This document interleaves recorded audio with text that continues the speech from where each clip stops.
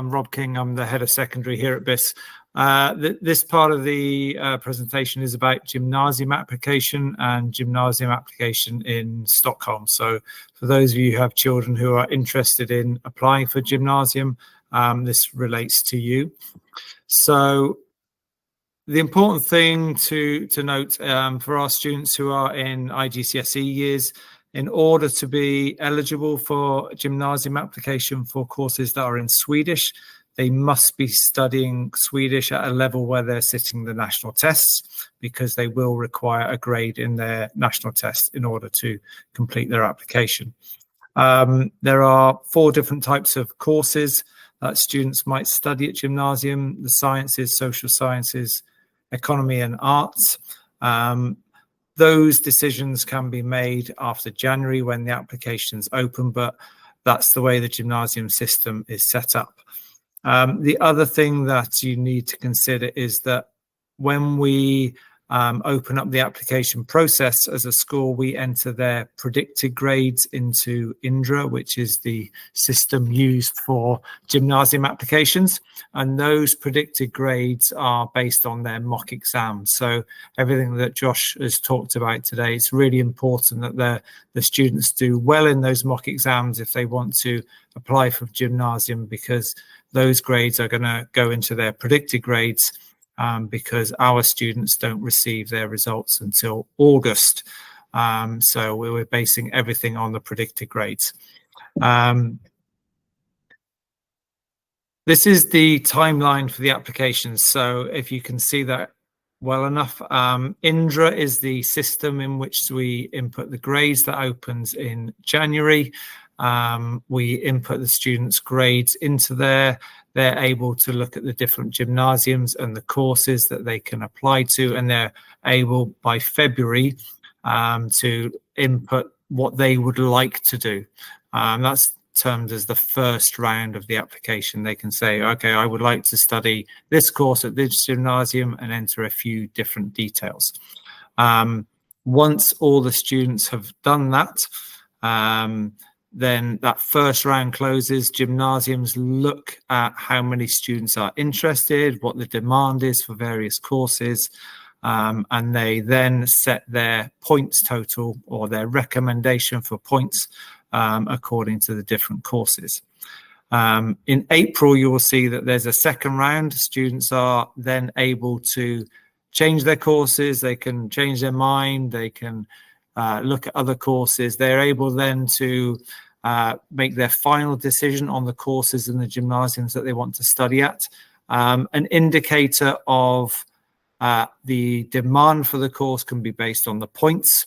Higher points tends to mean more demand for that course, and therefore may be more difficult for students to get into, but they are able to see that at that point. May 15th, as you can see, is the final deadline for any changes in there. At that point, the application process is over. All the details are in. The students should be able to see the contact detail of somebody at the gymnasium, so they should be able to see who's in charge of that course and an email address, so that allows them to contact someone if they have any questions about the course or about their application. And at that point, it's then down to the gymnasiums to look at all the candidates.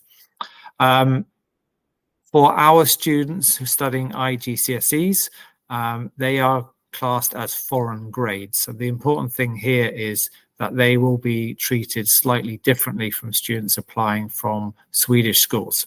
So the first round of decisions are in July, as you can see there. That is for the Swedish school system, because all of those students then have their grades, they have their results, they have their points, and they will then know whether they are accepted into the gymnasiums.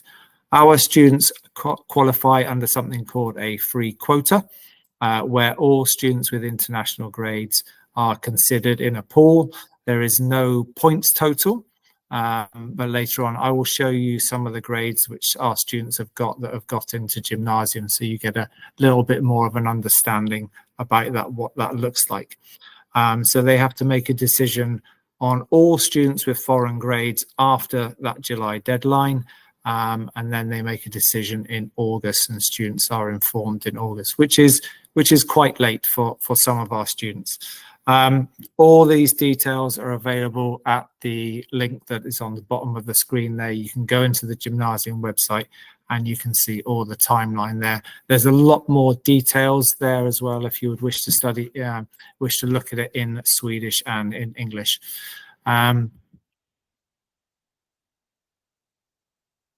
So we've been having conversations with Stockholm Stad. So Indra is based around the Stockholm Gymnasiums. This is their conversion system. We've had conversations with them each year about how they view IGCSE results, and this is how they look at our grades in comparison to Swedish grades. Excuse me. This does not mean it converts naturally to their point system, because our students do not study as many subjects as the Swedish schools. We're studying 8, 9 or 10 IGCSEs. Swedish students are going in with 14 different grades. So please don't use this to convert to Swedish points, because it won't look so good. But you have to understand this is how they view our grades in comparison to the Swedish system, just in terms of academic attainment. Mr. Crozy has actually interviewed a few of our students who've gone to Gymnasium just to see how they found that. So we will release some of that to you later on as well. But that's just a guideline so that you can see how they view the grades. Here is a table of students who've got into Gymnasium from our school over the last few years. You'll see the kind of grades that they've got there. Majority of the students who've gained entry into Gymnasium are scoring A star to C in their IGCSE results, or the majority of their results. They're getting a good grade at the Swedish national tests. So most of them there have got A's and B's in their national tests. As I said, there's no hard and fast rule about what Gymnasiums want. So it's impossible for me to say you need 4 A's and 6 B's. That doesn't exist in the system that they use. They're just going to look at their grades and see whether they feel they're academically a good fit for that course based on their results or the predicted grades that we've given them. So as you can see, there's a couple of pages. This is the last couple of years where we've had students going. As a general rule, they've got very good grades, a good grade in their Swedish national tests in order to be accepted into Gymnasium. So the other thing you do need to know about is that all of our students, until final decisions are made, when you look in the Indra system, it will say that they are ineligible. And often that causes panic and concern in a lot of our students. It just means that they haven't been considered yet, and they won't be considered until all those grades have been looked at. So because they haven't got Swedish grades, they will be marked as ineligible until they get to that last stage where they're going through the free quota system. So please, if you're going through this, don't panic. If you see your child as being ineligible, they are not. They just need to wait until that final decision is made by the Gymnasiums. They are able to apply to a number of different courses, and most of the students you see there either got into their first or second choice Gymnasium because of their strong grades. So it's not always that you get your first choice. You may get the first or second or sometimes third choice, but that will just depend on the availability and the popularity of that course. We found in the past some students want to apply for one Gymnasium and a number of different courses because they really want to go there, or we get students who want to go to do a specific course and they apply to a number of different Gymnasiums. That may give them a range of different points, so that would increase their likelihood of getting accepted into one of them. So these are all things as a parent that you need to consider. We do recommend, if you really want them to go to a certain Gymnasium, to consider the open days. They all have open days. Go along, get your face known, get recognized, get a point of contact to ask questions to, because we get a lot of questions as a school, but at the end of the day, we're not the ones making the decisions about entry.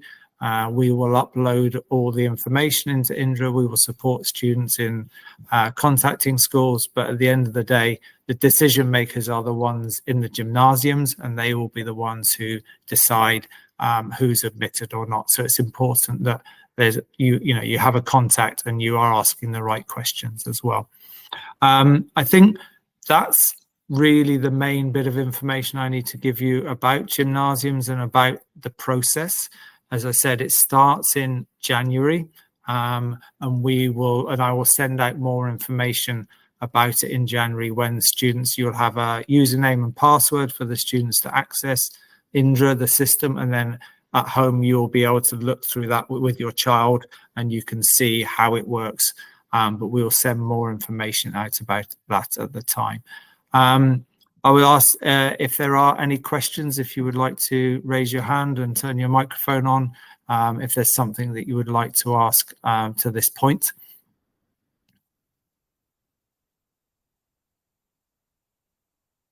Yes, Casimir. Yes, just one question. If, for example, Jake is keen on one gymnasium, Yes. And he will get decision in August. Yes. And if he want to have like an insurance that he gets into some kind of gymnasium, when do you close the IB program at BISS? So we're open.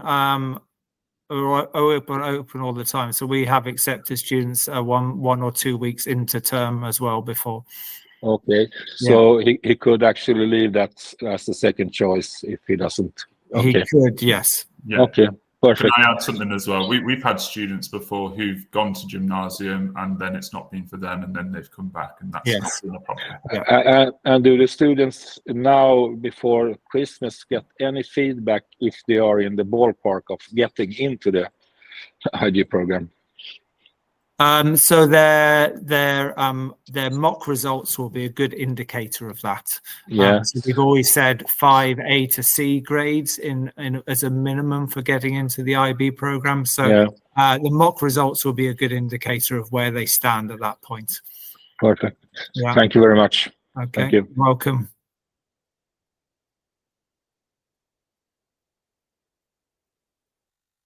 Are there any other questions for now? Okay, if there's nothing else, Josh has recorded this, so we will be sharing the recording and the slides with everyone.